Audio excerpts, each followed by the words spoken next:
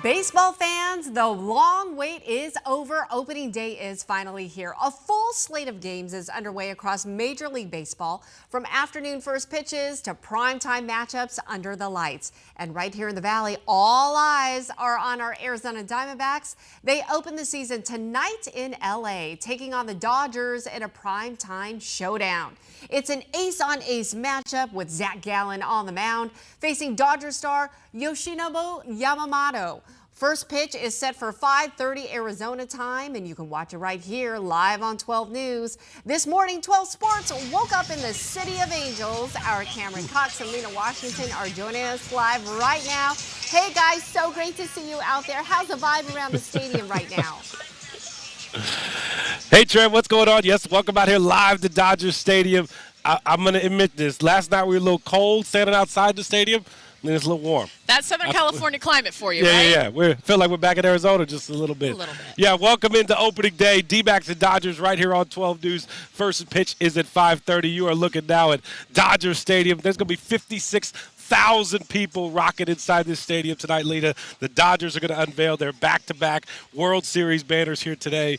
What is your vibe check for you? Well, I think this is the biggest stage the Diamondbacks could ask for to open up this season. The division champions, the division rivals, the World Series champions, and all eyes will be on this nationally televised game. So Zach Gallen wants to set the tone. The D-backs want to get their bats hot, and we just want to see a show. We're going to get a flyover, fireworks. I mean, it's going to be an amazing atmosphere out here. They already have the sound system rocking, and we're ready for first pitch. Magic Johnson is going to throw out the first pitch for the Dodgers, so you know people will be on their feet. It is Zach Gallen against Yoshi Yamamoto. Yamamoto, by the way, World Series MVP. He has kind of owned the D-backs in 6 starts against them, so Zach Gallen's going to have to bring his A game. You know, this rotation, Lena, we've talked about it. It's the backbone of this team. It's going to bring a lot of experience, but the big question, who's going to be the closer? And I tried to get that out of manager Torey Lovello after yesterday's practice. I love our starting five. Our starting five is going to be fantastic. It should be one of the core reasons why we have a lot of success this year. All right, just because I'm going to try and pull it out of you. You're probably not going to tell me, but who's the closer? You know, I just asked that question today amongst the staff, and I polled them and asked them, and I said, what do you guys think? I got a bunch of really, really good answers. Look, Paul Sewald on the very back end of this game is something that he's done for a long time. So I'd be foolish not to strongly consider him. But once again, he's not going to be able to pitch every day, so we need to have some understudies. If we go with Sewald, we feel very good about the compliments that we have beside him. All right, for those people out there who don't remember Paul Sewald, he was the closer that they traded for during that 23 World Series run. Really was the backbone to help him get to that World Series. He pitched phenomenally that year. The next year he got demoted. Last year he pitched somewhere else, and now he's back here hoping to find the magic once again in Arizona. It should be interesting to find. Listen, if the D-backs are going to compete, they have to have a strong bullpen. Absolutely. And Paul's got to find some magic once again because they got to hold the fort down until some other arms come back around the middle of the year. Yes, Corbin Burns, A.J. Puck, Justin Martinez, some of the guys who we expect to have at the halfway point of the season. But now it's time to bring in the third member of our team, Jake Garcia, also making the trip out here to Southern California. He has more with what's to come at first pitch. Jake? Diamondbacks third baseman Nolan Arenado is no stranger to success in Southern California. 50 miles away from us here at Dodger Stadium is the town of Lake Forest and El Toro High School. That's where Arenado grew up and grew into the baseball player he is today.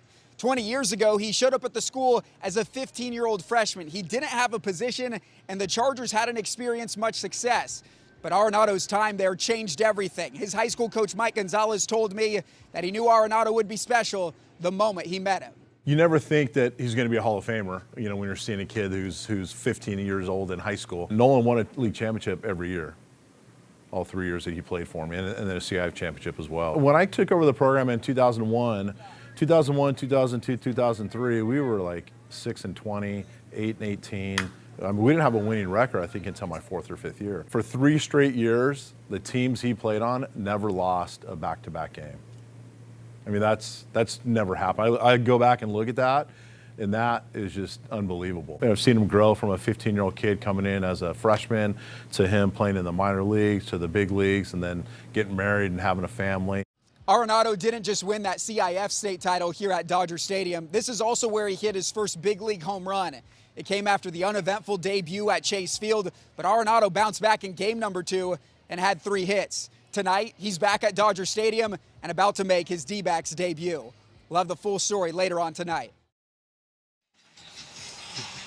We actually just saw Nolan Arenado Yeah, take a little lap onto the field, say what's up to some of his Dodgers friends or adversaries today. But we're excited to see what one of the best third basemen in baseball looks like in Sedona red for the Snakes. You know, it's interesting. He came through Dodger Stadium, came out on the field. I believe Dr. Dre or Snoop Dogg was playing. It's fitting for a SoCal very LA. native to make that kind of an entrance in his first game as a D-back. Props to Jake Garcia for making his way out to Arenado's high school. You'll have that story coming up at 3 o'clock as we get you ready for D-backs baseball back on 12 News with D-backs on deck. And then, of course, after the game, very special post-game edition of 12 Sports Locker Room. First pitch at 5:30. Tram, back to you. Oh, we can't wait for D-backs on deck and game 1. Thank you so much, you guys. You guys look great out there.